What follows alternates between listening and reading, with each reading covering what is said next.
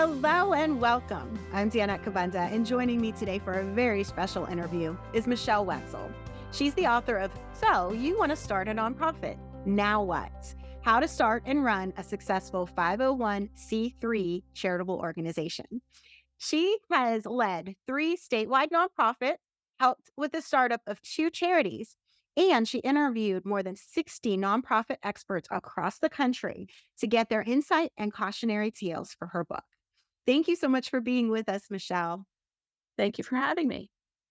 So, Michele, there's a new statistic out that it says nonprofits are the second largest source of employment in our country, behind the for-profit sector, and it even surpasses the government. Are there other ways to help besides starting your own nonprofit? There are, because there's a lot of competition out there, maybe you want to think about just joining a board or a committee of an existing nonprofit in an area that you're passionate about. Or if you have a program, start it under the umbrella of an existing nonprofit so you don't have to do all the work to incorporate and apply to the IRS for your 501c3 status. Or maybe start a for-profit company and use some of your profit to donate to charitable causes that you're passionate about. Oh, that's great advice. What was the inspiration behind you getting involved in nonprofits? Why are you so passionate about this? Well, I've been volunteering on many boards for years, and as you mentioned, I have led a few and started a few. So I know the need that's out there. I know what great work is being done out there. And so I'm very happy that there are nonprofits out there to help everyone. But I've seen that people have a passion project or they want to honor a loved one who suffered a tragedy, and they think that starting a nonprofit would be a good way to go to honor them and maybe get awareness on a subject.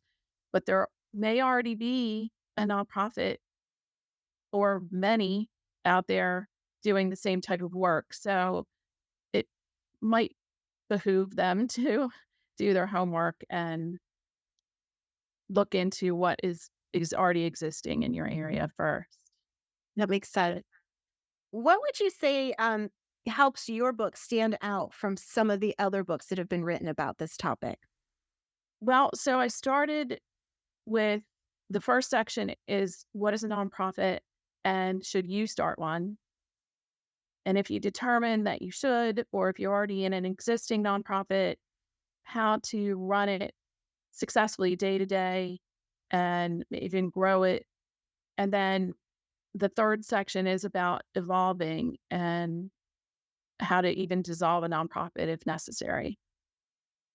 And what would your advice be then to create a successful nonprofit, one that stands the test of time?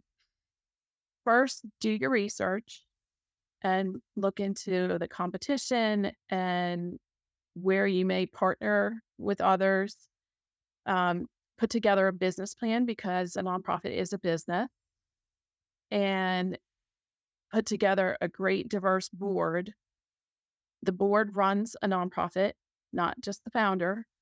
And so it's important that you have diverse minds and people who are passionate about your cause. And then run it with transparency and the utmost ethics because it is a public organization and the public needs to be able to trust in it. Great advice. Thank you so much for sharing all of this. To learn more about Michele, her book, and of course, all of her projects, please visit her website at 501guide.com. Thank you so much, Michele. Thank you.